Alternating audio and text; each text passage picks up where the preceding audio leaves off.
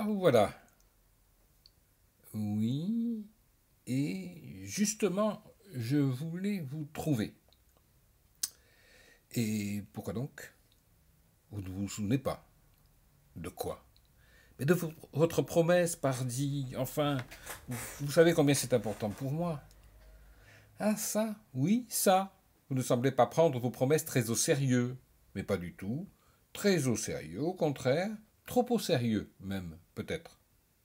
À la bonne heure. Vous allez donc tenir votre promesse sans délai. Bien entendu, bien entendu. Cependant, je ne vous ai pas donné de délai, de date précise, je crois. Vous avez certainement remarqué, j'ai toujours trouvé cela très intéressant d'ailleurs. On ne donne que rarement de date quand on promet. Amusant, non? Faire une promesse semble sous-entendre qu'elle sera tenue du seul fait d'être dite. Je vous le promets. Bref, à vous entendre, date ou pas date, le seul fait d'avoir promis doit me suffire. Je dois considérer que la promesse est tenue, puisque vous l'avez dite. Vous avez compris. Il serait donc malvenu, si je vous suis bien, de vous demander des preuves de ce que vous allez tenir votre promesse. Sauf si vous ne nous faites pas confiance, en effet. Il serait malséant d'exiger des preuves. Tout de même, dire et faire, ce n'est pas la même chose. Enfin, vous me faites confiance puisque vous avez cru à ma promesse et que vous réclamez qu'elle soit tenue, non? Certes, je vous ai cru, je vous ai fait confiance, je vous ai donné ma foi, et je croyais qu'en échange, pourquoi ce donnant-donnant? Nous ne sommes pas chez l'épicier. Vous m'avez cru, vous me faites donc confiance, pas besoin de preuves. Avouez que si vous n'aviez aucune intention de tenir votre promesse, vous ne me diriez pas autre chose. Je ne peux le nier. Vous ne pouvez pas connaître mes intentions. Mais une promesse est une promesse qui fait comme si elle était tenue tout de suite, dès qu'elle est dite. Sans quoi, ce ne serait plus une promesse. Intention ou pas, bonne intention ou mauvaise intention, peu importe. Mais enfin, je vous ai fait d'autant plus confiance que je vous ai vu en faire le serment sur l'autel des dieux. Quelle différence? La différence, c'est tout de même que vous êtes engagé non seulement vis-à-vis de moi, mais vis-à-vis des dieux, en plus. Avouez que cela faisait encore plus grande votre envie de me croire et faire confiance, puisque cela donnait une autorité supplémentaire à ce que je vous ai dit. Mais c'est tout. D'ailleurs, cette garantie des dieux n'est pas une preuve. C'est vous qui m'avez fait confiance, qui m'avez cru. Pas moi.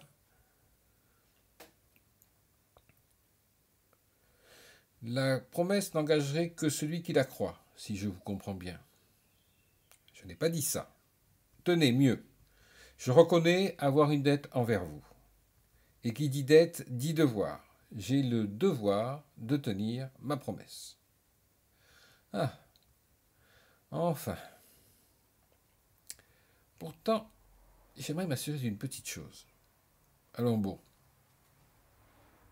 De votre côté, je conclus de votre manière insistante à réclamer des preuves que vous remboursez toujours vos dettes, que vous tenez toujours vos promesses, évidemment. Évidemment, dans la mesure du possible, bien entendu. Ah, mais pardon. Possible ou pas possible, ce n'est pas une excuse pour ne pas tenir sa promesse. Désolé. Pas d'excuse possible. Ce n'est pas tu tiens ta promesse si tu peux, mais tu dois tenir ta promesse. Donc tu peux tenir ta promesse. Je répète donc ma question. Tenez-vous toutes vos promesses sans excuse? Ah, mais moi, c'est pas pareil. Pas pareil. Quand vous avez pris ce poste de professeur d'anglais, vous avez bien promis à vos élèves qu'ils sauraient parler l'anglais à la fin de l'année. Oui, on ne dit pas, mais il y a une promesse, c'est vrai. Pourtant, excusez-moi, mais si vous voyez le niveau des gamins, alors, vous et vos collègues, vous les coincez dans vos classes des journées, des mois, que dis-je, des années entières, mais vous êtes certain que vous ne pourrez pas tenir votre promesse. Vous savez, un sacré culot. Quelle différence voyez-vous entre eux et vous?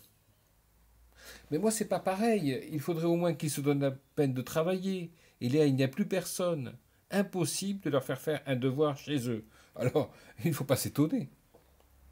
Vous voulez dire que parce qu'ils n'apprennent rien en classe, ils doivent chercher à apprendre quelque chose une fois rentrés chez vous, chez eux. Vous voulez qu'ils fassent leurs devoirs quand vous ne faites pas le vôtre. Vous ne comprenez pas. Les bonnes notes, ça se mérite. C'est tout. Vous ne tenez pas votre promesse parce qu'ils ne la méritent pas. C'est ça. Exactement. Pas de mérite, pas de bonne note, pas de résultat. On n'arrête pas de le répéter. Donc vous méritez que les promesses qui vous sont faites soient tenues. Mais eux, ils ne le méritent pas. On est d'accord. On ne peut pas mieux résumer la situation. Donc seuls ceux qui sont vertueux méritent qu'on tienne la promesse qu'on leur a faite. Exactement. Supposons. Mais par exemple, votre serment de fidélité le jour de votre mariage, vous l'avez tenu. Non, mais moi, c'est pas pareil. Ben, pourquoi? Ben, parce que Josiane n'a pas tenu bien longtemps sa parole, si vous voyez ce que je veux dire. Et parce qu'elle n'est pas fidèle, elle ne mérite pas votre fidélité, votre promesse. C'est ça. Comme vos élèves. Exactement. Désolé. Oui, votre maîtresse m'a parlé de vos théories, hein, en effet.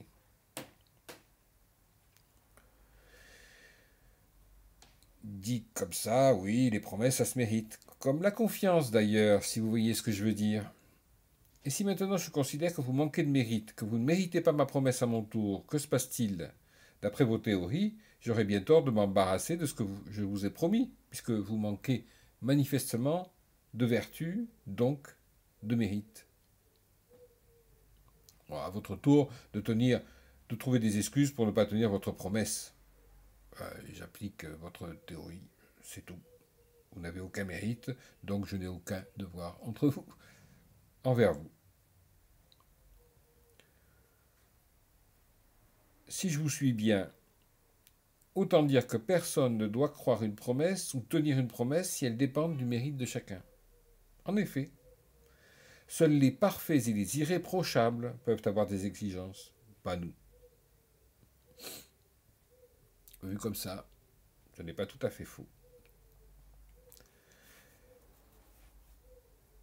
Pas de mérite, pas de promesse.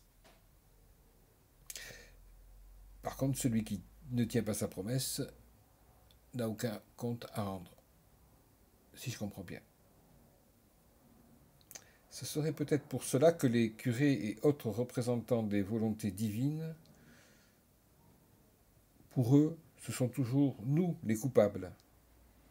C'est toujours nous qui devons demander pardon de nos péchés à des dieux qui, de toute façon, ne se considèrent tenus par aucune de leurs promesses puisque nous ne la méritons pas. C'est ça. Bref, promesse ou pas promesse, nous sommes d'accord. Il n'y a aucune raison de tenir ces promesses puisque personne ne le mérite.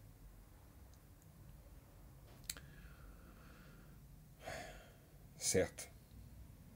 Mais, et la promesse que vous m'avez faite, j'y reviens tout de même. Quand avez-vous l'intention de la tenir? Mais, je viens de vous dire...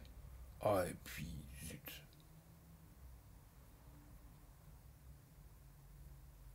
Oui, mais tout de même... Zut, vous dis-je.